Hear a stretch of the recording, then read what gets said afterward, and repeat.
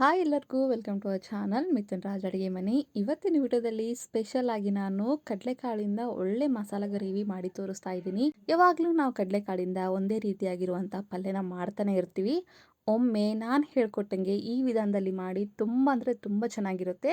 ಈ ಕಡಲೆಕಾಳಿನ ಮಸಾಲ ಗ್ರೇವಿ ಚಪಾತಿ, ರೊಟ್ಟಿ ಮತ್ತು ಫುಲ್ಕ ಮತ್ತು ಪರೋಟ ಅನ್ನಕ್ಕೂ ಕೂಡ ಮಸ್ತಾಗಿರುತ್ತೆ. ಒಂದ್ಸರಿ ಟ್ರೈ ಮಾಡಿ. ಮೊದಲನೇದಾಗಿ ಯಾವುದಾದ್ರೂ ಒಂದು ಕಪ್ಪಿನ ಅಳತೆಯಲ್ಲಿ 1 ಕಪ್ಪಿನಷ್ಟು ಕಡಲೆಕಾಳನ್ನು ರಾತ್ರಿ ಪೂರ್ತಿ ನೆನೆಸಿಟ್ಟು ತೊಗೊಂಡಿದ್ದೀನಿ. ನೆಕ್ಸ್ಟ್ ಕುಕ್ಕರಲ್ಲಿ ಹಾಕ್ತಾ ಇದ್ದೀನಿ. ಕುಕ್ಕರಲ್ಲಿ ಹಾಕಿದ ಮೇಲೆ ಇದಕ್ಕೆ ರುಚಿಗೆ ತಕ್ಕಷ್ಟು ಉಪ್ಪು, ಸ್ವಲ್ಪ ಅರಿಶಿಣ, 2 ಕಪ್ಪಿನಷ್ಟು ನೀರು ಹಾಕ್ಕೊಂಡು 3ರಿಂದ 4 ವಿಸಿಲ್ ಇದನ್ನು ಕೂಗಿಸ್ಕೋಬೇಕಾಗುತ್ತೆ. 3ರಿಂದ 4 ವಿಸಿಲ್ ಕೂಗಿಸ್ಕೊಂಡ್ರೂ ಕಡಲೆಕಾಳು ಮೆತ್ತಗೆ ಆಗಿಲ್ಲ ಅಂತಂದರೆ ಇನ್ನೊಂದು 2 ವಿಸಿಲ್ನ ಎಕ್ಸ್ಟ್ರಾ ಇಟ್ಕೊಂಡು ಕೂಗಿಸ್ಕೊಳ್ಳಿ. ಆವಾಗ ಕಂಪ್ಲೀಟ್ ಆಗಿ ಕಡಲೆಕಾಳು ಮೆತ್ತಗೆ ಆಗಿರ್ತವೆ.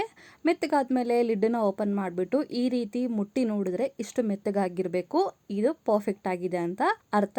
ನೆಕ್ಸ್ಟ್ ಇನ್ನೊಂದು ಪಾತ್ರೆಯಲ್ಲಿ ಅಥವಾ ಕಡಾಯಿಯಲ್ಲಿ 3ರಿಂದ 4 ಸ್ಪೂನಷ್ಟು ಎಣ್ಣೆ ಹಾಕ್ತಿದ್ದೀನಿ. ಎಣ್ಣೆ ಕಾದ್ಮೇಲೆ 1 ಸ್ಪೂನಷ್ಟು ಜೀರಿಗೆ, 3 ಒಣಮೆಣಸಿನ್ಕಾಯಿ, ಇಂಗು, ಅರ್ಧ ಕಪ್ಪಿನಷ್ಟು ಸಣ್ಣದಾಗಿ ಕಟ್ ಮಾಡ್ಕೊಂಡಿರುವಂಥ ಈರುಳ್ಳಿನ ಹಾಕ್ತಾ ಇದ್ದೀನಿ. ಈರುಳ್ಳಿ ಸ್ವಲ್ಪ ಕಲರ್ ಬರೋವರೆಗೂ ಫ್ರೈ ಮಾಡಿಕೊಂಡು ನಂತರ ಅದಕ್ಕೆ 1 ಸ್ಪೂನಷ್ಟು ಕಡಲೆಕಾಳು, ಅರ್ಧ ಕಪ್ಪಿನಷ್ಟು ಟೊಮೊಟೊ ಹಾಕ್ತಾ ಇದ್ದೀನಿ. ಟೊಮೊಟೊ ಕಂಪ್ಲೀಟ್ ಆಗಿ ಸ್ವಲ್ಪ ಮೆತ್ತಗಾಗಬೇಕು, ಅಲ್ಲಿವರೆಗೂ ನಾವು ಬೇಯಿಸ್ಕೋಬೇಕಾಗುತ್ತೆ. ನಂತರ ಲಿಡ್ ಕ್ಲೋಸ್ ಮಾಡಿ ಬೇಯಿಸ್ಕೊಂಡ್ರೆ ಟೊಮೊಟೊ ಈ ರೀತಿ ಮೆತ್ತಗಾಗಿರುತ್ತೆ. ಇವಾಗ ಇದಕ್ಕೆ ಮಸಾಲಾ ಐಟಮ್ಸ್ ಏನೆಲ್ಲ ಇದಾವಲ್ಲ ಅವನ್ನೇ ಆ್ಯಡ್ ಮಾಡ್ತಿದ್ದೀನಿ. ಮೊದಲನೇದಾಗಿ ಅರ್ಧ ಸ್ಪೂನ್ ಶುಂಠಿ ಬೆಳ್ಳುಳ್ಳಿ ಪೇಸ್ಟ್, 3 ಹಸಿಮೆಣಸಿನಕಾಯಿನ ಜಜ್ಜಿಬಿಟ್ಟು ಹಾಕಿದ್ದೀನಿ. ಅರ್ಧ ಸ್ಪೂನ್ ಗರಂ ಮಸಾಲ, ಅರ್ಧ ಸ್ಪೂನು ಧನಿಯಾ ಪೌಡರ್, ಸ್ವಲ್ಪ ಅರಿಶಿಣ, ರುಚಿಗೆ ತಕ್ಕಷ್ಟು ಉಪ್ಪು. ಅಲ್ಲಿ ಉಪ್ಪು ಹಾಕಿರ್ತೀವಿ, ಇಲ್ಲಿ ನೋಡಿಕೊಂಡು ಹಾಕ್ಕೊಳ್ಳಿ. ಇನ್ನೊಂದ್ಸರಿ ಕಲಿಸ್ಕೊಂಡು ಖಾರದ ಪುಡಿ ಕೂಡ ಹಾಕ್ತಾ ಇದ್ದೀನಿ.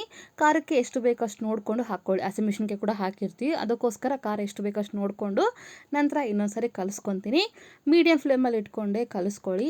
ನೆಕ್ಸ್ಟ್ ಇನ್ನೊಂದು ಕಡೆ ಏನು ಮಾಡ್ತೀನಿ, ಸ್ವಲ್ಪ ಈ ರೀತಿ ಕಡಲೆಕಾಳನ್ನು ತಗೊಂಡು ನುಣ್ಣಗೆ ಸ್ವಲ್ಪ ನೀರು ಹಾಕಿ ಪೇಸ್ಟ್ ಥರ ಮಾಡ್ಕೋಬೇಕು. ನೋಡ್ತಿದ್ದೀರಾ, ಈ ರೀತಿ ಪೇಸ್ಟ್ ಆಗಬೇಕು. ಇವಾಗ ಈ ಪೇಸ್ಟನ್ನು ಕರಿಯಲ್ಲಿ ಹಾಕ್ತಾ ಇದ್ದೀನಿ. ಅದಕ್ಕೇನೆ ಸ್ವಲ್ಪ ನೀರು ಹಾಕ್ಕೊಂಡು ಇನ್ನೊಂದ್ಸರಿ ಕಲಿಸ್ಕೊತೀನಿ. ಈ ರೀತಿ ಮಾಡೋದ್ರಿಂದ ಗ್ರೇವಿ ಗಟ್ಟಿ ಆಗುತ್ತೆ. ಅದಕ್ಕೋಸ್ಕರ ಈ ಒಂದು ಪ್ರಾಸೆಸ್ನ, ಈ ಸ್ಟೆಪ್ನ ಮಿಸ್ ಮಾಡಬೇಡಿ, ಕಂಪಲ್ಸರಿಯಾಗಿ ಮಾಡಿ.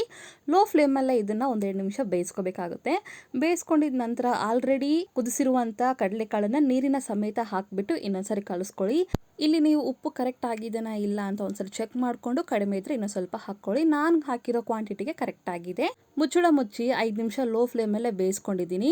ಮುಚ್ಚಳ ತೆಗೆದ್ಬಿಟ್ಟು ಕೊತ್ತಂಬರಿ ಹಾಕಿ ಸರ್ವ್ ಮಾಡಿಕೊಂಡ್ರೆ ತುಂಬಾ ಸಿಂಪಲ್ ಆಗಿರುವಂಥ ಕಡಲೆಕಾಳಿನ ಮಸಾಲ ಗ್ರೇವಿ ರೆಡಿನೇ ಆಗೋಗುತ್ತೆ.